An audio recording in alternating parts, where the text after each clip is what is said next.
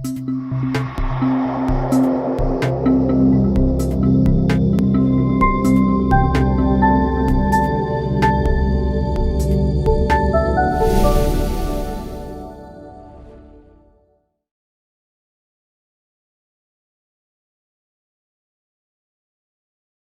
Students, अभी हम लोग क्या करेंगे, उस जो हमने टॉपिक पढ़ा है लास्ट डे उसको हम थोड़ा सा रिकैप कर लेते हैं। फिर हम लोग उसके बाद उस पर क्वेश्चन करने की कोशिश कर रहे हैं कि जितने सारे क्वेश्चन हम कवर कर सकें जो हमारा लास्ट में हमने समरी बताया था। ठीक है, तो आज ये टॉपिक अल्टीमेटली टॉपिक क्वेश्चन के पार्ट पे जाएगा। जो हमारा पार्ट क्या था, ऑलरेडी डिवोटेड क्वेश्चन पार्ट पे है। तो जो हमने लास्ट डे पढ़ा था उसको मैं थोड़ा सा रिकैप कर दूं। सबसे पहले हमने क्या पढ़ा था, समरी का पता, एंगुलर डिस्प्लेसमेंट के बारे में पढ़ा था। एंगुलर डिस्प्लेसमेंट वो चीज होती है that is called change in theta, correct ना? चेंज इन थीटा या चेंज इन एंगुलर पोजीशन। अगर इस चेंज की बात करेंगे तो ये हमारा हुआ था theta final minus theta initial. इसका हमने सेकंड डेरिवेशन बताया था, द एंगल रोटेट और angular rotate bye radial vector. जितना रेडियल वेक्टर क्या करता है, चेंज करता है, उसका रेट क्या होता है, उसका चेंज क्या होता है, एंगुलर। फिर हमने बताया था सर ओमेगा के बारे में, omega is the rate of change, rate of change of angular velocity. That is the omega क्या होता है, एंगुलर वेलोसिटी को बोलते हैं rate of change of angular displacement. और वहीं पे सिंपल सा आता है omega average. This is the symbol that is called delta theta by delta T. You can write it delta T मतलब theta final minus theta initial. And third पढ़ा था हमने relation rate of change of angular velocity, that is d omega by dt, it is called angular acceleration। और third हमारा था average angular acceleration, ये क्या था, delta omega by delta T. That is the basics जो हमने last day application का पढ़ा था। और कुछ एक दो और पॉइंट्स थे जिसको हम अगर हम कंट्रास्ट में जोड़ना चाहें, वो आरपीएम का मीनिंग था, एक टाइम पीरियड क्या होता है, उसके बाद फ्रीक्वेंसी क्या होता है, टाइम पीरियड पढ़ा था, फ्रीक्वेंसी पढ़ा था, फिर रिलेशंस पढ़े थे आरपीएम का। आरपीएम मतलब रेवोल्यूशन पर मिनट। अगर कोई बोलेगा sir N RPM, that means 2 pi N, that is called 2 pi N RPM. This represents omega. ये क्या बताता है अपने को, ओमेगा बताता है। इस सब चीज बात हमने स्टडी करी थी। इसी चीज को ध्यान में रखते हुए हम इस क्वेश्चन को सॉल्व करने की कोशिश करते हैं। बहुत ही आसान और बहुत ही बेहद और सिंपल क्वेश्चन है। क्वेश्चन दिया हुआ है, if T is equal to T Q plus 2 then find omega that is called angular acceleration at t is equal to 2 second. जब भी आप इस बात को देखेंगे sir at t is equal to 2 second, that means वो हमसे क्या पूछ रहा है सर, वो हमसे पूछ रहा है कि आप क्या बताएं, इंस्टेंटेनियस बताएं। that is the instantaneous means this was the rate। the first part is very simple one, solution ध्यान से देखेंगे in blue pen. Omega at t is equal to 2 second, omega होता है rate of change of theta, rate of change of theta. that is the basic differentiation, सबको आता है sir, d by dt of tq plus 2। You can do separate differentiation, चाहे तो आप कर सकते हैं, d by dt of tq and d by dt of 2। We know the basics fundamental। किसी भी कांस्टेंट का डिफरेंशिएशन क्या होता है बेटा, 0 होता है, और tq का डिफरेंशिएशन 3t स्क्वायर होगा। तो यहां से जो हमको ओमेगा आ गया है, omega is equal to 3t square. अब बोला at 2 is equal to 2 second पे, अब कुछ नहीं करना है यहाँ पे, बस टी का वैल्यू 2 पुट कर दीजिए। Omega at T is equal to 2 second पे आपको नजर आ जाएगा what is the value, 3 into 2 का whole square, that is 12 radian per second, 12 radian per second. This is the first part, very simple one. Second पूछा है, second B part है। B part हमसे पूछा है find alpha at T is equal to 3 second. Alpha क्या होता है, D omega by D T. If we know alpha होता है D by D T of omega. अगर ओमेगा फंक्शन ऑफ टाइम पता है, यहां दिया अपने को ओमेगा क्या है, फंक्शन ऑफ टाइम पता है, तो बेसिक से सिंपल होता है D by D T. Omega हो गया हमारा 3t square, you can constant से बाहर निकाल लो इसको, D by D T of T square that is 60। Alpha कितना के बेटा, 60, तो अल्फा हो गया हमारा 60। अब पूछा कहाँ है, t is equal to 3 second, very good, t is equal to 3 second, मतलब t is equal to 3 second पे तो put the value of t is equal to 3। जब आप यहां से आप t का वैल्यू 3 पुट करेंगे तो आप मिल जाएगा alpha is equal to 6 into 3, that is called 80 radian per second square. That's simple one. First reason when got the first and second. Third पूछा है average. This is the sign of average. ये क्या होता है? Sign of average होता है. हमसे पूछा है find average acceleration in first two second. Wonderful. तो थर्ड पॉइंट की ओर देखते हैं, सी पार्ट. सर हमसे एवरेज एक्सेलरेशन पूछा है, तो एवरेज क्या होता है? Change in displacement. Average acceleration that is called theta final minus theta initial and time final minus time initial. First 2 second का मतलब आप याद रखेंगे, इनिशियल टाइम यहां पे 0 होता है. फर्स्ट 2 सेकंड का मतलब है, ये मीनिंग होता है सर टी इनिशियल 0 होगा और टी फाइनल क्या होगा? 2 सेकंड होगा. ये हमेशा ध्यान रखना होगा. अब देखो थीटा एज ए फंक्शन दिया हुआ है, तो हमको टी इक्वल टू 0 पे अगर हम इनिशियल निकालना चाहें, थीटा इनिशियल, उसका मतलब होता है theta initial at T equal to 0. आप इस फंक्शन में टी अगर 0 करेंगे तो वो जो वैल्यू ऑफ थीटा आएगा that is called theta initial, that को 2 रेडियन आ गया. वो कितना आ गया बेटा? 2 रेडियन आ गया. अब देखो टी 0 पे हुआ तो फाइनल क्या होगा? हमसे पूछा है सर 2 सेकंड पे. अब क्या करो, theta final at T is equal to 2 second. Theta final at T is equal to 2 second. That means theta final का फंक्शन दिया हुआ है टी क्यू प्लस 2. तो वैल्यू करेंगे 2 का क्यू प्लस 2. 2 का क्यू 8 होता है. बेसिक्स एप्लीकेशन है. That is 10 radian. क्या आपको पता है टाइम इनिशियल? चलते हैं हम लोग. फिर इसके पार्ट, हमारे पास ओमेगा इनिशियल पता है, फाइनल पता है, तो sir average angular acceleration, sorry angular velocity is equal to theta final minus theta initial by time final minus time initial. Wonderful. Sir time final minus time initial, तो theta final कितना है? That is 10. Theta initial कितना है? 2. Time final कितना है? 2. Initial कितना है? 0. 8 by 2, that is average is 4 radian per second. That is the third part. जो हमने थर्ड पार्ट देखा ना, C is 4 radian per second. And last one is, last पूछा हमसे angular average angular acceleration. D part is average angular acceleration, जो आपको यहां दिख रहा है. वो क्या होता है? Average angular acceleration is equal to delta omega by delta T. कहने का मतलब है ये omega final minus of omega initial by time of final by time of initial. That's all. अब टाइम फाइनल क्या है? इसने बोला 3 second is the final time, initial second 1 second. वो तो हमको रिक्वायर्ड ही नहीं है. हमको यहां से रिक्वायर्ड है सॉल्व करने के लिए ओमेगा का फंक्शन. क्या रिक्वायर्ड अपने को? ओमेगा का फंक्शन रिक्वायर्ड है. अब ओमेगा का फंक्शन कहां से लाए? Sir we get the omega का फंक्शन किधर मिला अपने को? या दिस इज दी ओमेगा का फंक्शन, क्योंकि omega is equal to 3t square given. यहां से अपने को ओमेगा का फंक्शन मिल गया. Omega is equal to 3t square. अब ओमेगा इनिशियल क्या होगा? तो ध्यान दें टाइम इनिशियल 1 है. At t is equal to 1 second omega becomes omega initial. जब t is equal to 1 second होगा, क्योंकि वो टाइम इनिशियल है, तो उसका वैल्यू जो उस करस्पॉन्डिंग आएगा वो क्या हो जाएगा? Omega initial. वो कितना होगा? 3 इंटू 1 का square, that is called 3 radian per second. That is called omega initial. Similarly अगर आप at t is equal to 3 second की बात करें, किसकी बात करेंगे? 3 सेकेंड की. ओमेगा ये हमारा 3 सेकेंड पे क्या हो जाएगा? Omega final. Very wonderful. तो 3 इंटू 3 का square, 9 into 3 27 radian per second. You know everything value. Now you got the value. तो क्या कर सकते हैं आप? तो लिख लो average alpha. Average alpha means omega final that is 27, omega initial that is 3, and what is time final? 3. What is time initial? 1.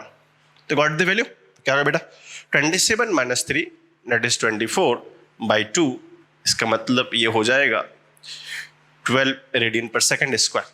This is the answer. हमको इस तरह के क्वेश्चन से फंडामेंटली कैसे कैसे अप्लाई करना है, इसका एप्लीकेशन हमें अच्छे से क्लियर हो गया यहां तक. ओके या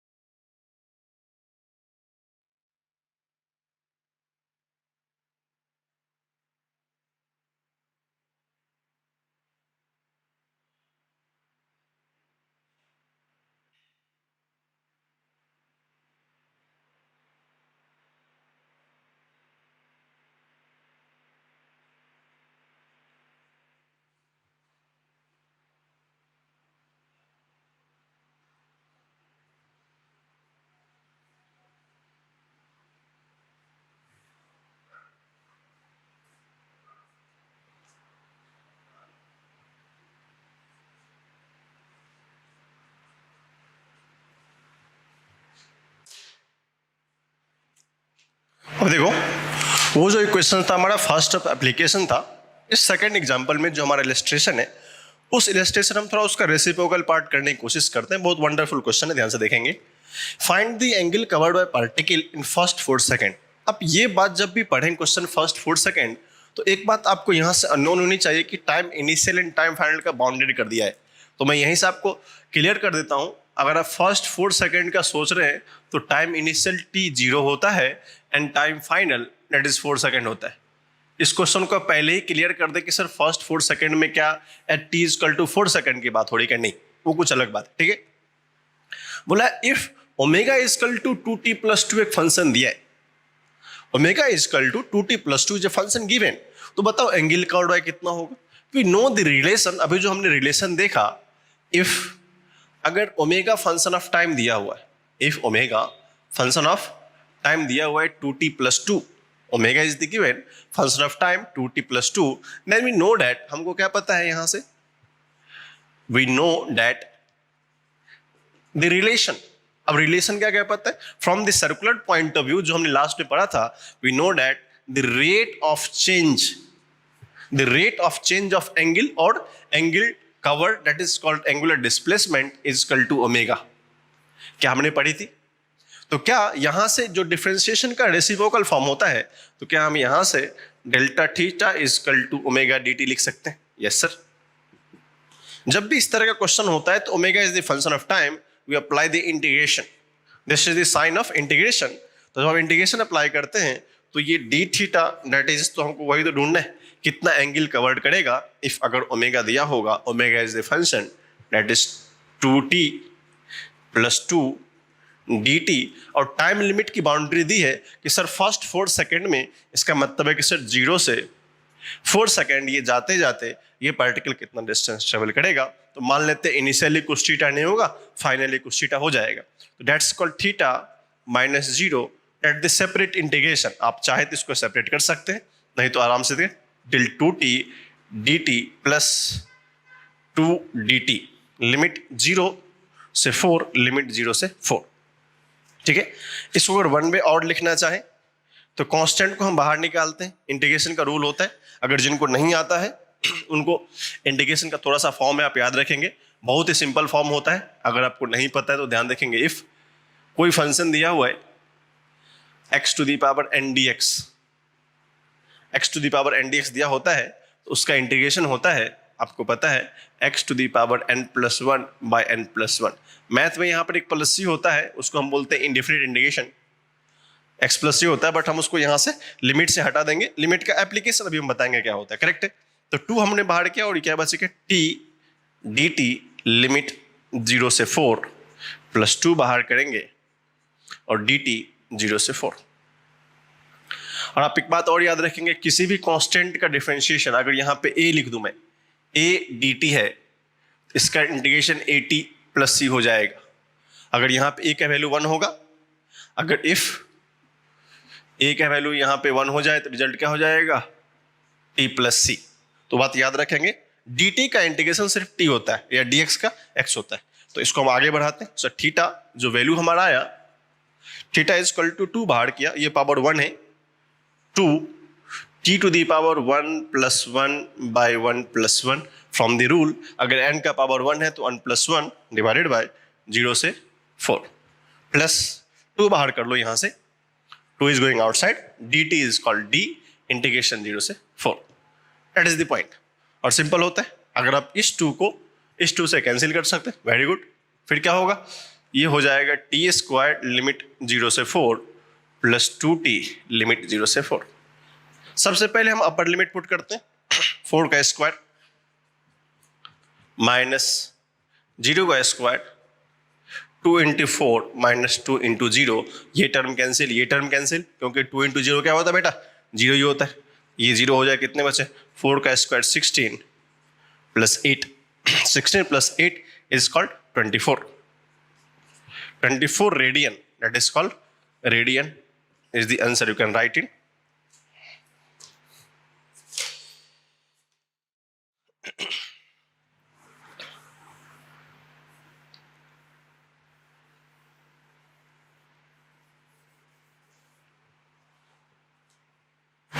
ये theta is equal to 24 radian. This is the answer. तो इसको किस तरह एप्लीकेशन करते हैं? One method to the differentiation, other method to the integration. From here to here you can show the whole process. और ये छोटा सा इंफॉर्मेशन है, you can gather from wherever you want, जहां से आपको ये सारी इंफॉर्मेशन होनी चाहिए। Application in terms of integration के फॉर्म में। Okay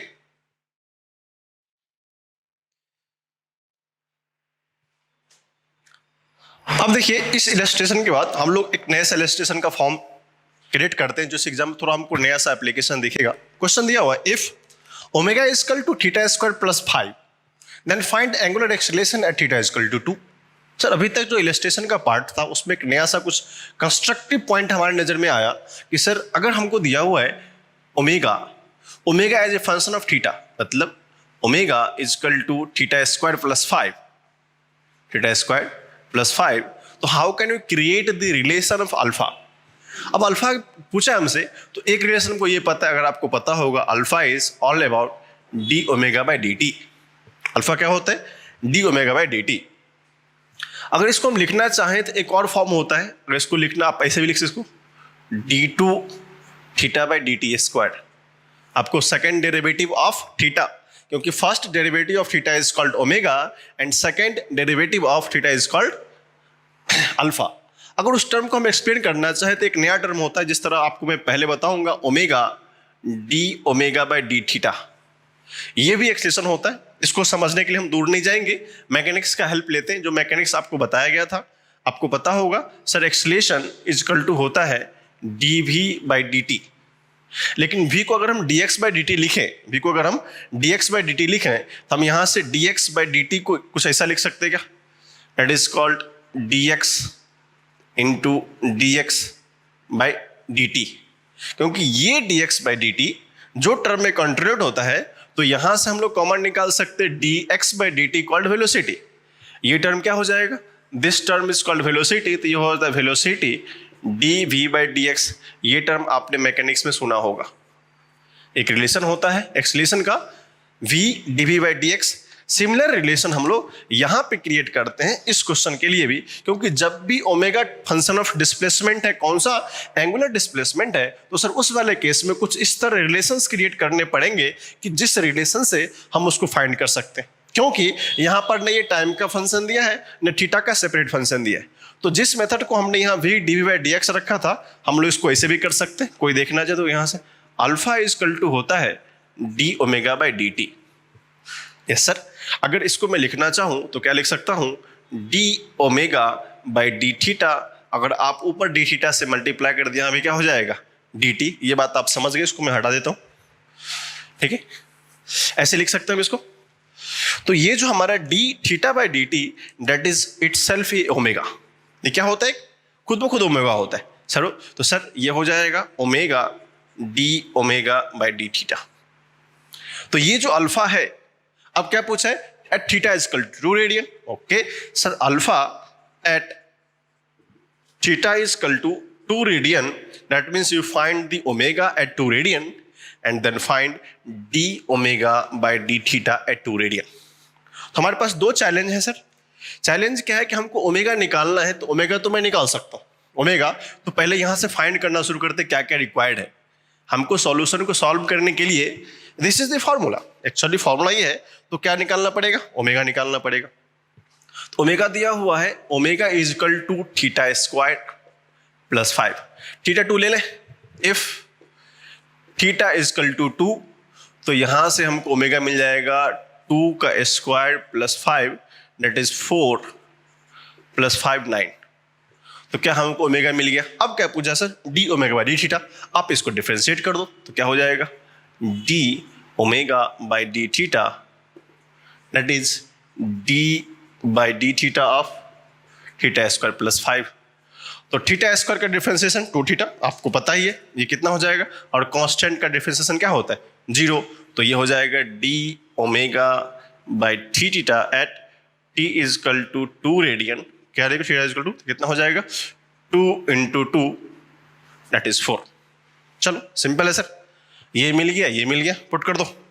alpha is equal to omega d omega by d theta What is omega? 9. What is d theta? That is called 4. That is the value 36 radian per second square. This is the answer. तो इस तरह के questions भी हमारे examination में, या तो फिर सीईटी का एग्जाम हो या बोर्ड का एग्जाम हो या फिर आप नीट का एग्जामिनेशन में देते हैं, तो आपको इस तरह का क्वेश्चन जो इंटर कन्वर्जन रिक्वायर्ड होता है, this things completely belongs to the used value. यहाँ पे हम लोग क्या करते हैं, डाटा को कैसे कंप्लायंस कर सकते हैं, कैसे उसको हम बाध्य कर सकते हैं सॉल्व करने के पॉइंट में, यहाँ पे हमको इस तरह का रिलेशन रिक्वायर्ड होता है. That's the from the solution part of this question. Okay, अब हम लोग इस इलस्ट्रेशन के बाद थोड़ा सा एक और छोटा सा पॉइंट पढ़ेंगे. That is the very important line, relation between angular velocity and linear velocity. इसको देखेंगे, relation between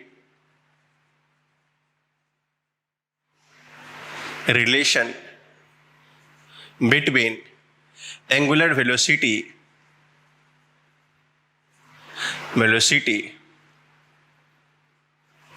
and linear velocity. Relation between angular velocity and linear velocity. अगर आप एंगुलर वेलोसिटी की बात करें तो एंगुलर वेलोसिटी बिकम्स ओमेगा. आपको पता है ये क्या होता है, omega, and linear velocity v. Linear velocity v होता है और एंगुलर वेलोसिटी क्या होता है, ओमेगा होता है. अब इस दोनों के बीच में रिलेशन जानने का मतलब अल्टीमेटली पॉइंट लिखा जाए तो हमको पूछा है कि सर सिंपल रिलेशन बताओ, रिलेट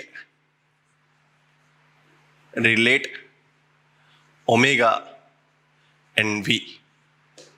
सिंपल सी कहानी है, ओमेगा और v में बताओ. अब इसको समझने के लिए मान लीजिए किसी सर्कुलर मोशन को हम एज्यूम करते हैं, that is called circular motion, क्योंकि हमको ये सारा रिलेशन उसी पर्टिकुलर के सर्कुलर मोशन में मिलता है. ठीक है, अब ये कोई पार्टिकल है, ये पार्टिकल कुछ पर्टिकुलर वेलोसिटी v से जा रही, that is called tangential velocity. अगर इस पार्टिकल की वेलोसिटी की बात करें, this is the velocity of particle and this is the omega. ये उस पार्ट पे क्या कर रहा है, रोटेट कर रहा है. इट इज एंगुलर वेलोसिटी, जितना थीटा का रोटेशन चेंज हो रहा है उसकी बात हो रही है. और you can take it radius vector, that is called radial vector, जो हमने पहले स्टडी करी थी. इस चीज को जानने के लिए दो पॉइंट बहुत जरूरी है, that is called circular motion. ये जो सारा फेनोमेनन हो रहा है, ये जो सारा फेनोमेनन हो रहा है, सारे हम किसकी लिए स्टडी कर रहे हैं, the relation between the angular acceleration, sorry angular velocity and linear velocity in case of circular motion. अब sir in case of circular motion तीन चीज को हम अराइव करते हैं, डायरेक्शंस. तो हमने क्या सिखाया था, अगर आपको याद होगा, राइट हैंड थंब रूल से जब हम एक्सक्लूज कर रहे थे, जब ये पार्टिकल इस तरह कर्ल मोशन करता है, by the application of right hand thumb rule, this is the direction of, ये क्या है, आउटवर्ड. क्योंकि ये क्या कर रहा है, एंटी क्लॉकवाइज. याद है ना, आपको सिखाया था मैंने, एंटी क्लॉकवाइज रोटेशन करते हैं, दैट इज द कर्ल. जब आप इसको कर्ल करेंगे, जो थंब का डायरेक्शन होता है आउट ऑफ द प्लेन, ये प्लेन के बाहर का डायरेक्शन है. This represents the direction of omega. ये क्या होता है, ओमेगा का डायरेक्शन है. सर ओमेगा का डायरेक्शन तो आ गया. ओमेगा कैसा है सर, प्लेन से बाहर है. रेडियल वेक्टर कैसा है, प्लेन से बाहर है. तो यहां से तीन चीजें बहुत ध्यान से देखनी पड़ती है अगर हम इसको ऑब्जर्व करना चाहें. That is called angular acceleration, sorry angular velocity, और यहां से this is called linear velocity. तो ये अगर लीनियर वेलोसिटी है, this is making 90 degree, this is also a radial vector. अब सोचो सर, ये हमारा ओमेगा है, ये 90 है, और हमको पहले से पता है रेडियल वेक्टर इटसेल्फ है वेक्टर, रेडियल वेक्टर इटसेल्फ है vector, and omega and angular acceleration, angular velocity is also A vector, and velocity is also vector in terms of kinematics. तो तीनों टर्म यहाँ पे हमको रिलेशंस दिख रहे हैं. अब यहाँ से हम लोग कॉमन ऑब्जर्वेशन करते हैं, उस ऑब्जर्वेशन को हम लोग कैसे एनालाइज कर सकते हैं, ध्यान से देखना. सबसे पहला ऑब्जर्वेशन है कि सर ये वेलोसिटी इधर है, अगर आप इस पेन को देखना चाहते हैं, और ये हमारा angular acceleration out of the box है. ये वेलोसिटी इधर है और angular acceleration out of the box है. तो पहला ऑब्जर्वेशन होता है कि सर ओमेगा वो है perpendicular to v. Omega is perpendicular to v, where you can say that v is perpendicular to omega. दोनों हम वेक्टर में काउंट कर लेते हैं, या तो v परपेंडिकुलर टू ओमेगा है या ओमेगा परपेंडिकुलर टू v है. फिर दूसरी कहानी आती है, सर ओमेगा तो अगर हम रेडियस वेक्टर को ये मानते हैं, ये हमारा रेडियस वेक्टर है और ये ओमेगा है, तो दोनों इस प्लेन में है. तो सर रेडियस वेक्टर में क्या होता है, radius vector also perpendicular component to omega. ये सब ऑब्जर्वेशन है। Radius vector also perpendicular component of omega, similarly for radial vector. तो क्या रेडियस वेक्टर इस दोनों का क्या है? This is also a omega. तो यहां से हमको पता चला कि सर रेडियस भी परपेंडिकुलर टू वेलोसिटी है। This is the all about basics observation जो आप डाटा देख रहे हैं। कंक्लूजन्स पॉइंट में सारे के सारे क्या होते हैं? बेसिक ऑब्जर्वेशन होता है। अगर आप इस बेसिक ऑब्जर्वेशन को देखना चाहें, जो हमने ओमेगा परपेंडिकुलर टू भी बताया, आर परपेंडिकुलर टू भी बताया और आर परपेंडिकुलर टू ओमेगा भी है, मतलब तीनों एक दूसरे के परपेंडिकुलर होता है। अब एक कंट्रास्ट रिलेशन आपको पहले से लेके चलता हूं, जो वेक्टर में आपने पढ़ा होगा। अगर तीन वेक्टर परपेंडिकुलर होता है तो उसका एक ही रिलेशन सेटिस्फाइड होता है, ए बी क्रॉस सी। आप यहां से एक रिजल्ट को जान सकते हैं जो कि बेसिक्स ऑफ वेक्टर आता है। अगर सी कोई वेक्टर है, अगर ए बी सी तीनों वेक्टर होता है, उसका एक ही रिलेशन क्रिएट करता है, A cross B cross C. ये रिजल्टेंट तभी वैलिड होता है। Vector C is equal to, हम वहां पर रिजल्टेंट वेक्टर लिखा करते थे, vector C is equal to vector A cross B cross C. इसका मतलब A comma B and C each are perpendicular to each other, each are perpendicular to each other। कहने का मतलब है A vector C resultant is equal to A cross B, तभी ये relation satisfied करता है, तभी ये रिलेशन सेटिस्फाइड करता है जब क्या होगा? तीनों के तीनों वेक्टर क्या होंगे? परपेंडिकुलर होंगे। तो यहाँ के ऑब्जर्वेशन से मुझे मिलता है कि सर ये जो वेक्टर है, ये जो वेक्टर है वो सब के सब क्या है? ये इसके परपेंडिकुलर है, ये इसके परपेंडिकुलर है, ये इसके परपेंडिकुलर है, आपस में सब के सब परपेंडिकुलर है। तो यहाँ से रिलेशन एक अच्छा सा रिलेशन आता है, vector v is equal to omega cross are. That is the wonderful relation. आपको सर्कुलर मोशन का पहली सी कहानी याद रखनी पड़ेगी। अब ओमेगा क्रॉस आर होते हैं, थोड़ा सा और हम लोग मैथमेटिक्स वेक्टर अप्लाई करते हैं। ए क्रॉस बी को हम लोग लिख सकते हैं vector C is equal to A B sine theta. आपको याद होगा that is called N cap, A B sine theta N cap. अगर इसका हम लोग मैग्नीट्यूड लिखना चाहें तो that is called magnitude of C. और एन कैप एक यूनिट वेक्टर होता है जिसका मैग्नीट्यूड 1 होता है। एन कैप एक यूनिट वेक्टर होता है जिसका मैग्नीट्यूड क्या होता है? 1। इसका मतलब क्या होगा? This complete value belongs to 1। तो मैग्नीट्यूड ऑफ सी कुछ नहीं होगा, वो हो जाएगा ए बी साइन थीटा। ये सब बात आपने वहां पे पढ़ा होगा। सिमिलरली अगर हम यहाँ पे इसका रिजल्टेंट लिखना चाहें, इसका डायरेक्शन क्या होगा? तो velocity of vector is equal to omega cross r. Omega cross r को लिख सकते हैं omega r sine theta into n cap. N cap means unit vector perpendicular to plane. अगर इसके मैग्नीट्यूड की बात होगी तो सर ये भी मैग्नीट्यूड आएगा। तो ये क्या हो जाएगा? Velocity is equal to omega r sine theta. और इसका एक कंट्रास्ट रिलेशन होता है, ओमेगा आर थीटा क्या होता है? ओमेगा और आर के बीच का एंगल। तो देखो दोनों क्या है? 90 पे। इफ देखेंगे यहां से, if omega and r both are perpendicular, वो तो पता है, both are perpendicular,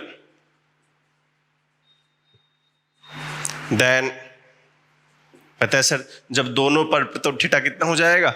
90 degree. You can put it v is equal to omega r sine 90 degree, और साइन 90 का वैल्यू 1 होता है। तो आपको यहाँ से एक बहुत शानदार रिलेशन मिलता है, v is equal to are omega for circular motion.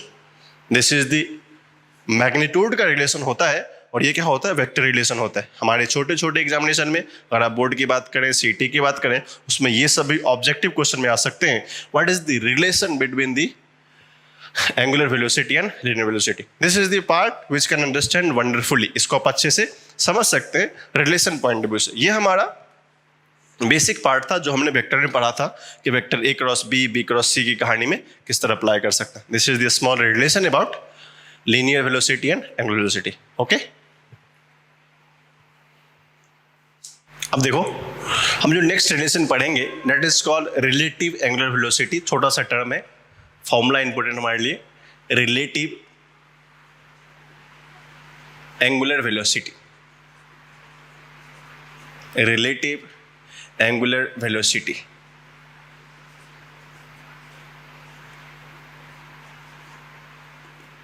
अगर आप उस टर्म को थोड़ा सा रिप्लेस करना चाहते हैं पीछे वाले टर्म से, आपने पढ़ा होगा what is called relative velocity, वहां पर हम थोड़ा सा डिस्कस करेंगे। That is represented as omega of A B. इसको बोलता हूं relative angular velocity of A with respect to B.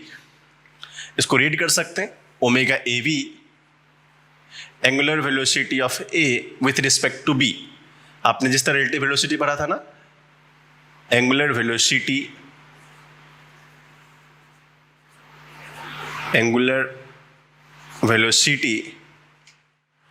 of A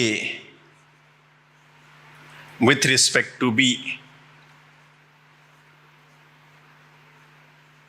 यहां पे B is the observer. B क्या होता है?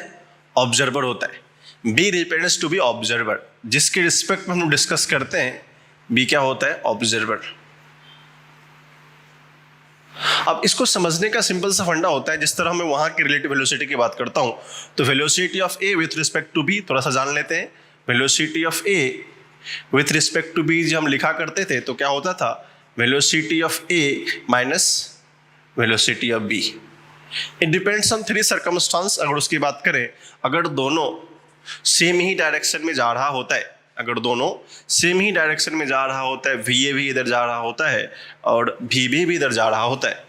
हमने सिखाया था अगर मान लो ये पर्सन फर्स्ट है, ये this is one the first person A, this is the B। अगर दोनों सेम डायरेक्शन में जा रहा है तो जो भी कोई ऑब्जर्वर होगा, अगर मैं B को ऑब्जर्वर बनाता हूँ, उसको क्या लगेगा? Sir velocity of A with respect to B is negative. Velocity of A with respect to B is equal to velocity of A minus velocity of B।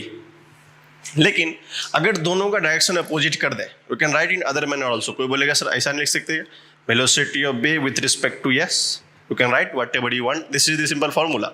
तो क्या लिखना पड़ेगा? Velocity of B minus velocity of A। अगर ये इस circumstance में है तो हमने क्या करी? ऑब्जर्वर बदल दिया। यहाँ पे जो रेड पेन में दिख रहा है दैट इज द ऑब्जर्वर, तो यहाँ आपको जो ब्लैक पेन में दिख रहा है दैट इज द ऑब्जर्वर। तो ऑब्जर्वर बदलने के साथ साथ इसका पैरामेट्रिकल साइंस भी बदल जाता है। उसी तरह अगर कोई बोलेगा सर, अगर हम ऐसा मानते हैं कि सर वेलोसिटी ऑफ A इधर जा रहा है और वेलोसिटी ऑफ B इधर जा रहा है, अगर ये कोई पर्सन है B, अगर कोई पर्सन A है, इस दोनों का रिलेटिव वेलोसिटी कैसे काउंट होता है? तो relative velocity in that case velocity of A with respect to B ये निगेटिव नहीं प्लस हो जाता है। आप बोलेंगे कैसे प्लस होता है? तो दिस इज अगर इस साइड जाने वाले को हम अगर प्लस लेते हैं, अगर इस साइड जाने वाले क्वांटिटी को हम प्लस लेते हैं तो क्या अपोजिट साइड क्या माइनस लेंगे? तो VA minus of minus VB, तो ये अल्टीमेटली क्या हो जाता है? Velocity of A plus velocity of B vector. Similarly, you can change the scenario of observer, or you can write velocity of B with respect to A, the velocity of B plus velocity of A। दोनों sense में क्या होगा? Same ही होगा, observer के condition पे depend करता है। ये बातें हमने वहां पढ़ी थी जहां हमने रेट ऑफ पोजीशन पढ़ा था। इसको थोड़ा सा और एक लाइन पीछे लेके जाएं तो उसको बोलते रेट ऑफ पोजीशन। हमने बोलता है चेंज इन डिस्प्लेसमेंट की बात आई थी पोजीशन वेक्टर की, तो आपको यहां से लिख सकते हैं position vector of A with respect to B, इसको लिखते हैं position vector of A minus position vector of B। And similarly for position vector of B with respect to A। ये सब बातें मैं बता रहा हूँ कि आपको बेसिक्स याद रहे कि सर रिलेटिव एंगुलर वेलोसिटी की तरह किस तरह ऑब्जर्व करेंगे, जिस तरह हमारा क्या था? रिलेटिव मोशन पढ़ा था हमने, रिलेटिव वेलोसिटी पढ़ा था ना। Velocity of A with respect to B कैसे लिखा जाता है? अगर दोनों सेम डायरेक्शन में होता है तो सर प्लस होता है, सॉरी अब माइनस होता है बीच में। अगर दोनों अपोजिट होता है तो क्या होता है? प्लस हो जाता है। तो velocity of B with respect to B minus velocity of B minus velocity of A, that is the relative position. Okay, so इस सब बातों को समझने के बाद मुझे इसके एंगुलर पोजीशन को जानना पड़ेगा। सिंपल सा कहानी होता है, उसको पहले देखते हैं। हम लोग जो हम डिस्कस कर रहे थे सर रिलेटिव एंगुलर वेलोसिटी, अगर हम मानते रिलेटिव एंगुलर वेलोसिटी,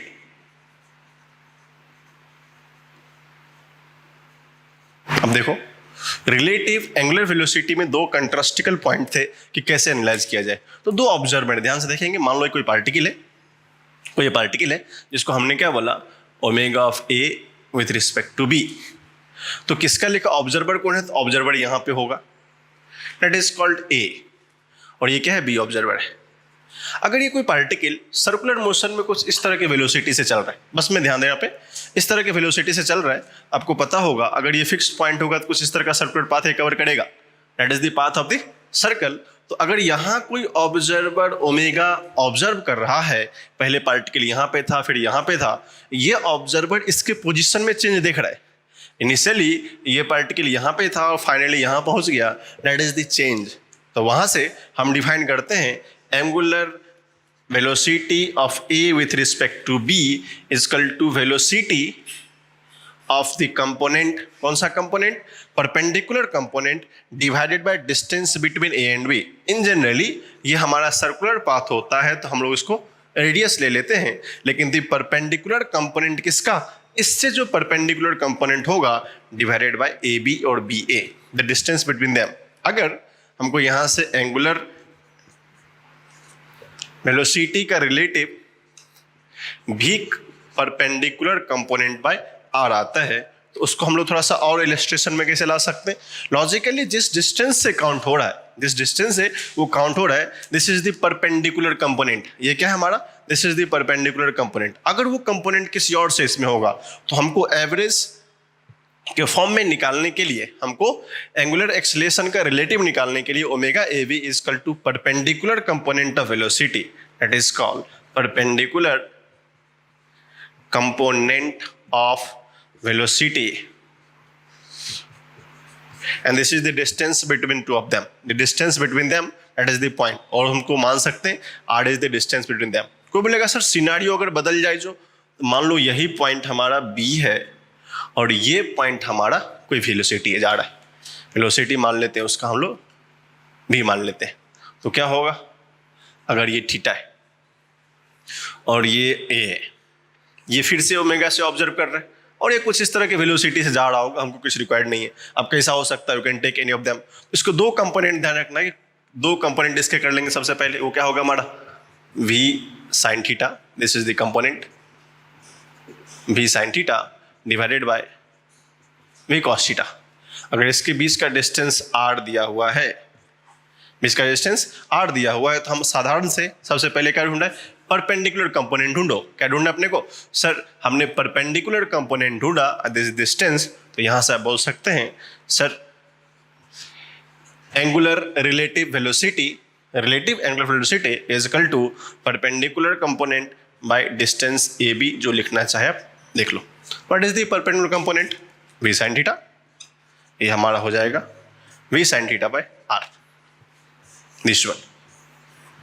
एक और केस यहाँ पे ये सारे केस सब है, इससे सारे क्या हो सकते हैं, केस हो सकता है। एक और केस राइज होगा, सर अगर ये कुछ पार्टिकल ऐसे आने लगे, रीजन इसको मान लीजिए आप बी, इसको बी, और इस तरह का सर्कुलर पाथ फॉलो करेगा, करेक्ट ना। अगर ऐसे आने लगे तो इस तरह ये वेलोसिटी, तो इसको दो कंपोनेंट होंगे फिर से। अगर आप इसको थीटा लेते हैं, लेट अस अज्यूम, टेंशन मत लीजिएगा आप, तो क्या होगा ये वी साइन थीटा, ये क्या होगा हमारा वी कॉस थीटा। अगर यहाँ से यहाँ का डिस्टेंस आर दिया हुआ है, you can take whatever distance given, तो यहाँ से आपको लिखने में कोई प्रॉब्लम होनी नहीं चाहिए। तो angular acceleration, sorry angular relative velocity is equal to v perpendicular by A B, उसको हम डिस्टेंस बोल सकते हैं। भी परपेंडिकुलर कितना दिया बेटा, भी साइन थीटा बाय आर। इन सब केस में हमको एक ही बात ध्यान रखना है कि सर इसका एप्लीकेशन कैसे होता है। इट इज सिंपल वन, तो आपको ये बात याद रखनी है, एवरेज के फॉर्म में अगर हमको इसको एंगुलर रिलेटिव भी पूछा जाए, तो जिस तरह वहाँ वेलोसिटी का फॉर्म हुआ करता था v A minus v B, उसी तरह यहाँ पे एवरेज को सॉल्व करने के साथ साथ जो रिलेटिव एंगुलर वेलोसिटी होता है वो इस फॉर्मूला से काम होता है। सिंपल एक ही फॉर्मूला होता है। आपको इस तरह का डायग्राम दिखेगा, इस तरह का डायग्राम दिखेंगे, वहाँ पे आप सिंपल क्या करेंगे, कंपोनेंट ड्रॉ करेंगे जो उसका परपेंडिकुलर कंपोनेंट होगा इस मैच ऑफ द पॉइंट। जैसे हमने ये भी साइन थीटा लिया है, यहाँ पे भी साइन थीटा लिया है, और यहाँ पे सिर्फ भी दिया होता, तो हमने यहाँ क्या ले लिया, भी ले लिया। वो component divided by distance between point A and B, वो आर दिया रहेगा, या whatever distance given you can take it. This is from the relative angular velocity. Okay, right it. अब देखिए इसी कंसेप्ट को एप्लीकेशन के लिए हमने क्वेश्चन को ड्रॉ किया। इस क्वेश्चन को समझने की कोशिश करेंगे। क्या बोला है? Find relative angular velocity with respect to O and A. मतलब ये जो ओ पॉइंट है इसके रिस्पेक्ट में पूछा है, तो हम लोग पहले से डिटेस्ट फाइनल कर लेते हैं। ये जो ओ आपको दिख रहा है that is O is called observer. तो हमारे लिए सबसे सिंपल सी बात है, अगर हमसे पूछा है angular velocity O with respect to A, मतलब A with respect to O, तो सबसे पहले हमारी कहानी है सर परपेंडिकुलर कंपोनेंट तो होना चाहिए। ये जो लाइन ओ ए है, इस ओ ए लाइन के perpendicular component by distance of O A, जो कि दिया हुआ ऑलरेडी। तो सबसे पहले परपेंडिकुलर कंपोनेंट को जानना पड़ेगा। सर ये 37 डिग्री है, ये कितना है? 37 डिग्री है। जब ये 37 डिग्री है तो हमको परपेंडिकुलर कंपोनेंट कैसे मिलेगा? You can draw this line out and out. ये 37 था तो ये भी कितने होंगे? 37 होगा।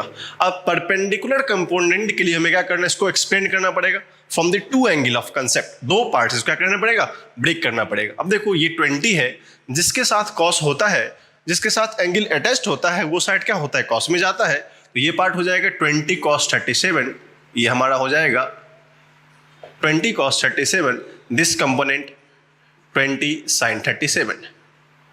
करेक्ट है? और इसको देखते तो सर ये तो पैरेलल कंपोनेंट है, this is the parallel component. अपने को चाहिए क्या? ये वाला, दैट इज कॉल्ड भी परपेंडिकुलर। क्यों? ये इस लाइन से 90 डिग्री बना रहा है, that is the requirement of भी परपेंडिकुलर। अब सोचो कि सर हमको ये भी परपेंडिकुलर मिल गया है, अपने को भी परपेंडिकुलर मिल गया है, और दोनों के बीच का डिस्टेंस जो दिया हुआ है O A is equal to 10 metre.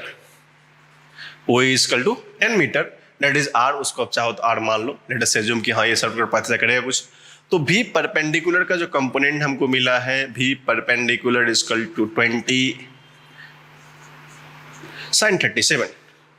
20 sin 37 is equal to हो जाएगा, you know sin 37 20 into sin 37 3/5 होता है, ये 4 हो जाएगा, दैट इज इक्वल 12 हो गया। चलो सर भी परपेंडिकुलर मिल गया, रेडियस पता है, तो एंगुलर रिलेटिव एक्सेलेरेशन और velocity angular relative velocity is equal to v perpendicular by O A, that is called r। v perpendicular by 12, ये 10 है, that is called 1.2 radian per second. This is the answer. तो simple भी कभी भी किसी diagram में अगर आप मान लो एज्यूम दैट कि जब भी इस तरह कोई भी रिलेशन दिया रहेगा किसी फ्रेम में, एक्स में, वाई में, तो सारे का हमें एक ही बात ध्यान रखना है कि सर जिस पॉइंट के रिस्पेक्ट में पूछा और जहां पे पूछा है, जिस पॉइंट के रिस्पेक्ट में पूछा है और जहां पे पूछा है, उसका सबसे पहले परपेंडिकुलर कंपोनेंट ढूंढने आना चाहिए। तो जो हमने यहां से क्या करी सर, इस परपेंडिकुलर कंपोनेंट को ढूंढ के निकाला कि सर इसके दो कंपोनेंट होंगे, 20 cos 37 एंड 20 sin 37। हमको इसकी रिक्वायरमेंट तो थी नहीं, इसलिए हमने को सॉल्व नहीं किया। और ओ से ए का डिस्टेंस, मुझे 10 दिया हुआ था, we can take it r। V perpendicular solve किया तो 12 आया, and this A O is equal to v perpendicular by O into A, वो इज 10, तो 12/10 1.2 रेड और radian per second. This is simple illustration जो हमारे एग्जामिनेशन में छोटे छोटे क्वेश्चन होता है, उसमें ये हम लोग काउंटर प्रोडक्ट लिख सकते हैं। Okay, that's the solution of that question. Okay, इसके बाद रिलेटिव एंगुलर एक्सेस को हम एक छोटा सा रिलेशन होता है, that is called relation between angular acceleration and acceleration. Simple जो होता है आप उस चीज को देखेंगे, रिलेशन बिटवीन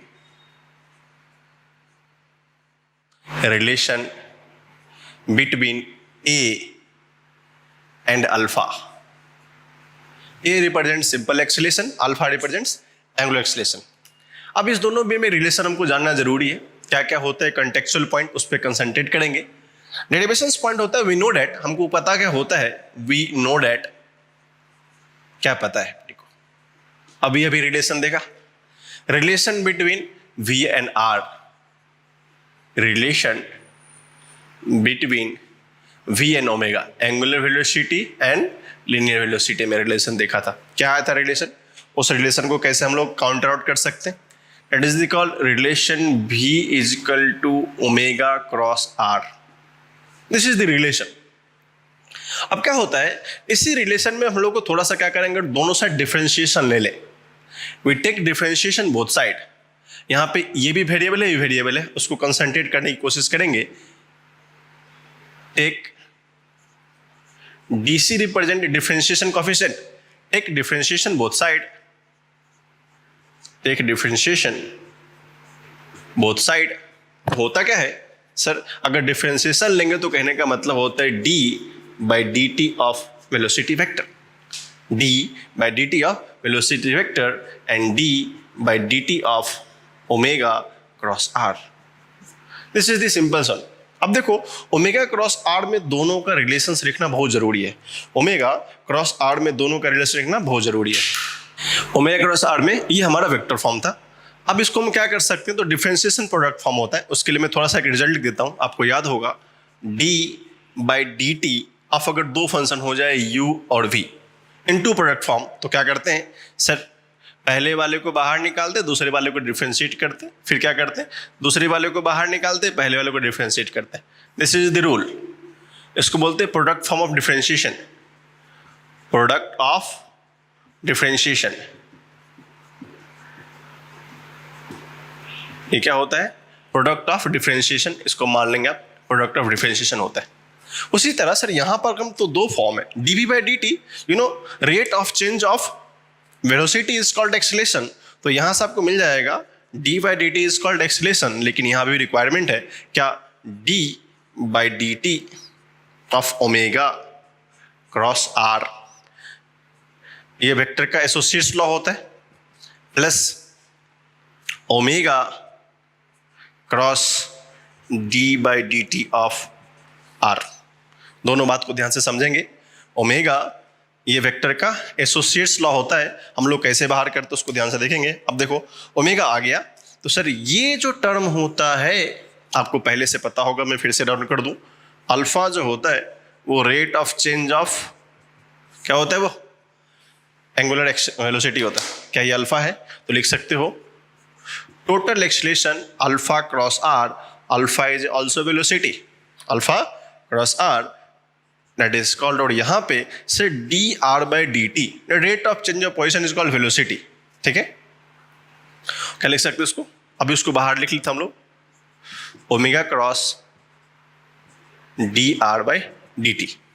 तो इसमें दो तरह के एक्सेशन होते हैं, D R by D T को in generally rate of change of position के पॉइंट से हम लोग D R by D T को rate of change of position के पॉइंट से हम यहां से लिख सकते हैं sir D R by D T is the velocity vector, क्योंकि रेट ऑफ चेंज ऑफ क्या वो पोजीशन ही है, वो एक rate of change of position है।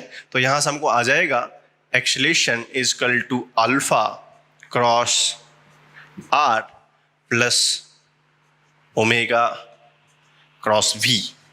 This is called tangential acceleration.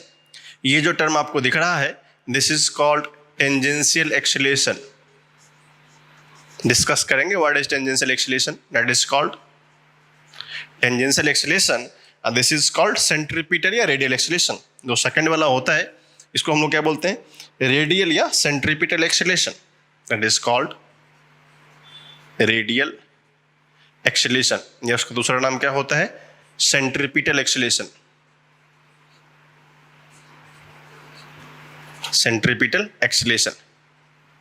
अब सर सेंट्रीपिटल एक्सीलरेशन क्या होता है, रेडियल एक्सीलरेशन क्या होता है, उस चीज को ब्रीफ डिस्क्राइब करना पड़ेगा रिलेशन से, कि सब सर्कुलर मोशन में जब भी हम लोग किसी भी सर्कुलर मोशन में दो तरह का एक्सीलरेशन होता है, एक होता है जो टेंजेंट के अलोंग होता है, दूसरा होता है जो टुवर्ड्स द सेंटर होता है। थोड़ा बहुत हमको आइडिया है उसके बारे में कि सर टेंजेंट के अलोंग का रेडियल कैसा होता है और टेंजेंट के परपेंडिकुलर कंपोनेंट कैसा होता है। इसको हम चाहें तो इस तरह भी लिख सकते हैं, you can write it for little manner, आगे हम डिस्कस करेंगे इस पे। A is equal to a t vector that is called a tangential vector plus a radial vector, that is the vector summation of the acceleration.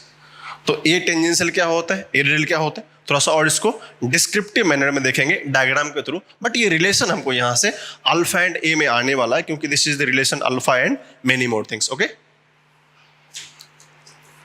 देखिए अभी जो हमने relation निकाला उसलिए थोड़ा सा और उस पर वर्क करते हैं, उसका डेरिवेशन को थोड़ा सा और पास लेके जाते हैं। हमने बताया कि सर ए जो नेट आया था वो alpha cross R, alpha cross R plus omega cross V, ये टर्म आया था।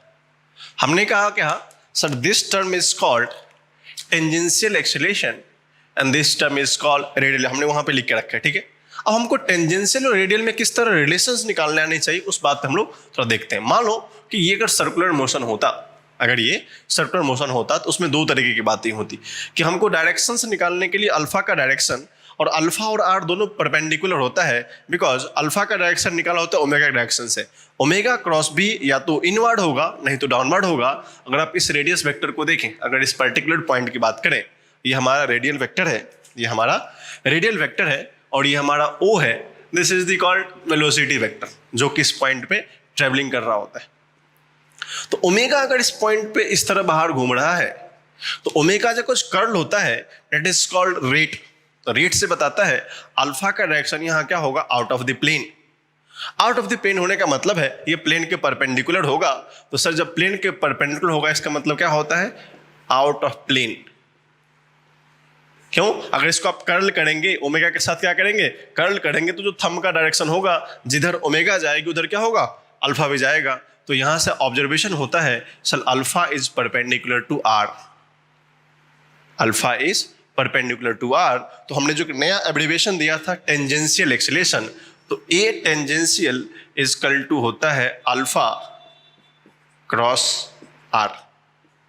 वो क्या होता है, अल्फा क्रॉस आर होता है। आप इसको अगर मैग्नीट्यूड फॉर्म में लिखना चाहते हैं, A tangential is equal to alpha R sine theta, और बाकी उसको 1 ले लेंगे।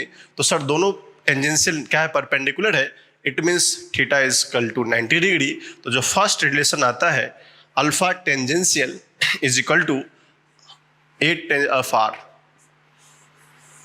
और इसको ऐसे भी लिख सकते हैं A tangential by are.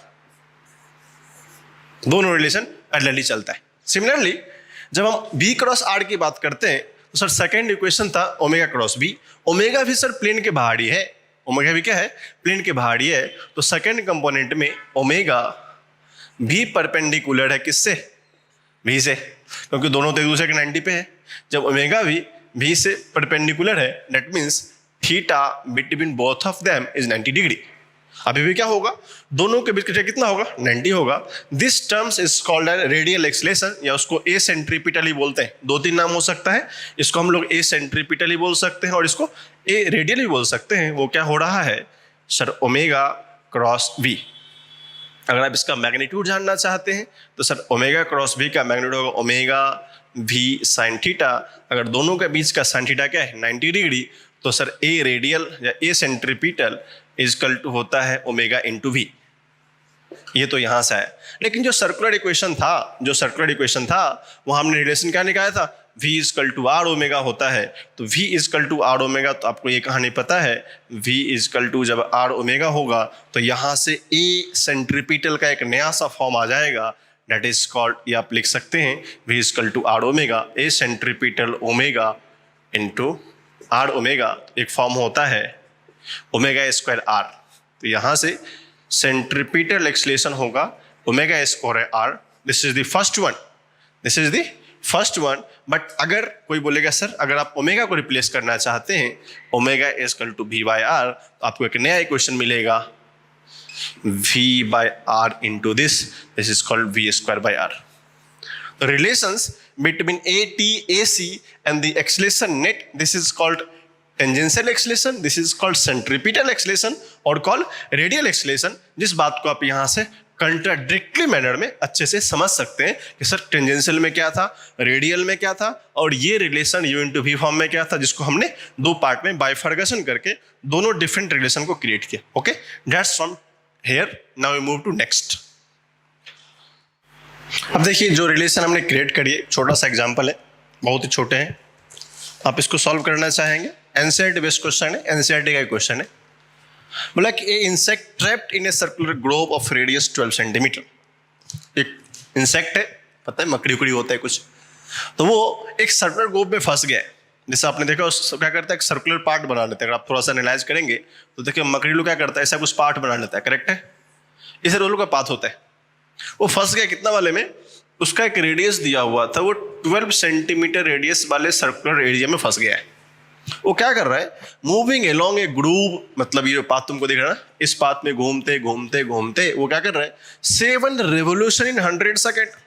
Sir 7 revolution in 100 second, तो सबसे पहले पूछा भाई साहब ओमेगा बताओ एंड भी बताओ। ओमेगा मीन्स एंगुलर वेलोसिटी बताओ और भी मीन्स लीनियर वेलोसिटी बताओ। तो जब हम आरपीएम पढ़ रहे थे, पर सेकंड की बात हो रही थी, तो हमने बताया था 2 पाई, क्या बताया था 2 पाई, जो मीनिंग वाला फर्स्ट पार्ट के सॉल्यूशन को अगर देखेंगे तो हमको यहाँ से रेडियस दिया हुआ है, रेडियस इज 12 सेंटीमीटर, और दिया हुआ सर 100 सेकेंड में कितना कर रहे हैं, 7 रेवोल्यूशन, तो हमको 2 पाई से मल्टीप्लाई करना पड़ेगा। Omega represents as 2 pi N, याद है रेवोल्यूशन 2 पाई एन, एन कितना दिया बेटा 7 रेवोल्यूशन 100 सेकेंड, तो कितना हो जाएगा 2 pi into 7/100। Can got it, इसको लिख सकते हैं आप 50, आपको आ जाएगा 7 pi by 50 radian per second, क्योंकि वो सेकेंड की बात हुई है। अब रेडियन पर सेकेंड आ गया तो सर आपका खत्म है कहानी, आप इसको सॉल्व कर लेंगे डाटा डाल के, कोई प्रॉब्लम नहीं इसमें, आप इसको डाटा पाई पुट कर लेंगे, बट आंसर ये है हमारा। तो ओमेगा कितना हो गया, omega you got 7 pi by 50 radian per second. ठीक है सर, तो अब हमारा पूछा है v, तो उसी पार्ट में आपको पता है v is equal to are omega होता है, जो रिलेशन में अभी पढ़ा, v is equal to are omega. Radius कितना दिया है 12 सेंटीमीटर, यस 12 सेंटीमीटर दिया है, तो आप याद रखेंगे 12 सेंटीमीटर इंटू ओमेगा है 7 पाई बाई 50, इसको आप कर सकते हैं 25, ये हो जाएगा 6, तो हो जाएगा इसको हम लोग 42 pi by 25 centimetre per second. ऐसे रिजनेबल पॉइंट 25 बाई इसको चेक करेंगे 25 pi by 42 pi by 25 radian पर सेंटीमीटर पर सेकेंड, तो आपको यहाँ से वेलोसिटी मिल गया है, velocity is 25 pi. Data out put करना, रफ कैलकुलेशन में आपको आ जाएगा 25 सेंटीमीटर पर सेकेंड, क्योंकि रेडियस किस में दिया था बेटा, वो सेंटीमीटर पर सेकेंड में दिया था। आप चाहे इसको डाटा सॉल्व कर सकते हैं। थर्ड वन, जो second part, this is the very easy one, ये क्या हमारा बहुत आसान पार्ट था। अगर हमको सेकेंड पार्ट में acceleration vector is constant, sir acceleration vector constant है क्या,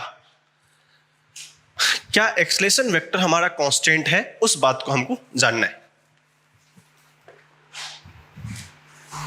अब देखिए जो इस क्वेश्चन में दिया था हमारा, सर थर्ड पार्ट में is the acceleration vector is a constant vector, if yes और देन फाइंड मैग्नीट्यूड।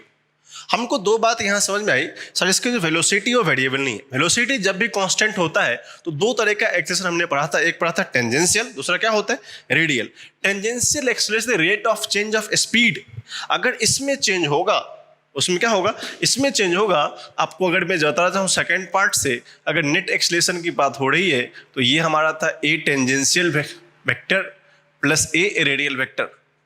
तो ए टेंजेंशियल प्लस ए रेडियल में ये होता है रेट ऑफ चेंज, जो अगर आप उस कंटेंट्स को देखेंगे that is called rate of change of speed, rate of change in speed. अगर हम कांस्टेंट सर्कुलर मोशन की बात कर रहे थे, rate of change of speed, अगर हम कांस्टेंट सर्कुलर मोशन की बात कर रहे थे, देखो तो बेटा ये वेलोसिटी तो बदला ही नहीं, क्योंकि ये 42 pi by 25 metre centimetre per second दिया हुआ है। सर ये जब rate of change of constant zero है, तो जब भी कोई चीज़ हटता नहीं है, जब भी कोई चीज़ हटता नहीं है, तो हमको मानना पड़ता है सर डिफरेंशिएशन में कांस्टेंट का क्या हो जाता है जीरो। जब ए टी जीरो होगा तो जो नेट एक्सलेशन है वो क्या बचेगा, ए रेडियल के बराबर बचेगा। बोला सर क्या वो वेक्टर है, यस सर वो वेक्टर एक कांस्टेंट है। क्यों, ए रेडियल का जो वैल्यू होता है, अगर आप उसका मैग्नीट्यूड देखें क्या होता है, वो वी स्क्वायर बाई आर होता है। अगर आप इस इक्वेशन से करना चाहें और आप नहीं तो इससे करना चाहेंगे तो ओमेगा स्क्वायर आर होगा। आपके दोनों सॉल्यूशन से, आपके दोनों सॉल्यूशन से, वी से भी और ओमेगा से भी, जो ए रेडियल होगा that is the constant one, velocity का वैल्यू दिया हुआ है 42 पाई बाई 25 का square by 1/12, you get the same answer. इसको लिख सकते हैं सेंटीमीटर पर सेकेंड स्क्वायर। अगर आप वहां से करना चाहेंगे ओमेगा वाले पार्ट से, आपको वहां से ही मिल जाएगा omega square, what is omega 7 pi by 50 का square into 12, that is called centimeter per second square.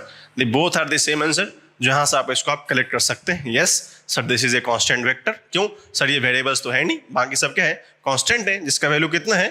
This is the solution part. आप इसको सॉल्व करेंगे तो शायद आपको आंसर मिल जाएगा, डेट इज 2.3.